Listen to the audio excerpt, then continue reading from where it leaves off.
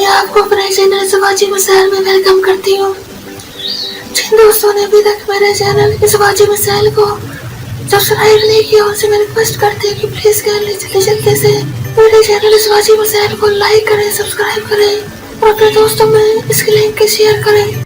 असली आज का सवाल ये, एक ही घर के दो भाई इस बात की मुद्दे है कि ये औरत हमारी मुल्क है और वो औरत हर दो के साथ हस्बे साम खुद बतौर निकाह के साथ बात रही है।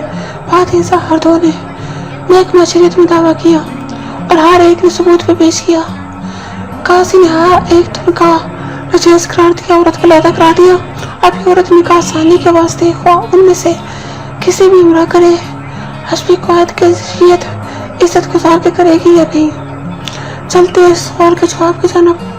इस सवाल का जवाब ये है कि इस सूरत में जब किसी ने इन दोनों माध्यमों में से तरीक बयान की, दोनों का दावा साकत है और इनमें से किसी का भी निकाह साबित नहीं हुआ, लिहाजा निकाह सानी के लिए औरत को इज्जत गुजारने की जरूरत नहीं।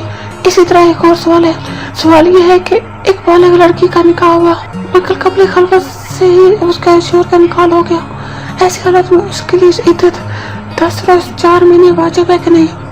अगर उसने कबल 10 दिन 4 माह निकाह सानी का लिए निकाह जायज होगा कि नहीं? चलते हैं सवाल के जवाब की जानब।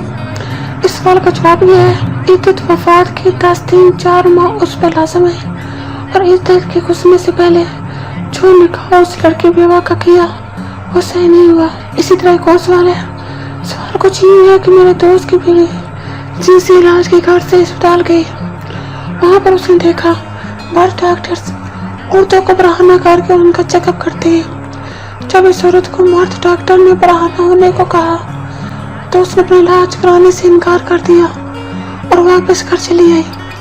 ये औरत अभी तक उस जिन्स मर्ज में मुब्तला है। क्या शरीयत में इस बात की गुंजाइश है कि कोई मर्द इलाज के घर से किसी मुसलमान खौतून के पोशीदा हिस्से को अपने हाथों से छुए?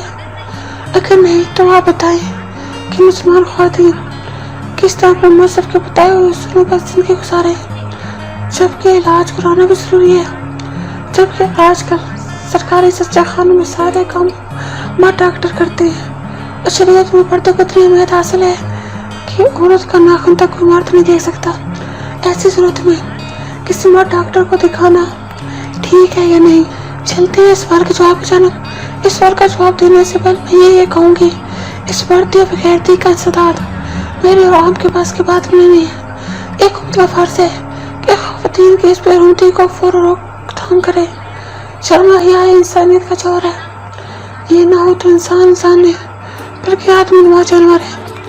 जिस माशरे में ना सिर्फ इस्लामी इकाम का लिहाज हो, ना खुदा और रसूल की शर्म हो, ना औरतों को मर्दों की शर्म हो, ना उन्हें अपनी नफसानियत का एहसास हो, वहाँ करता ये होगा कहाँ भी मर्दों का सुपुर्द कर दिया जाए।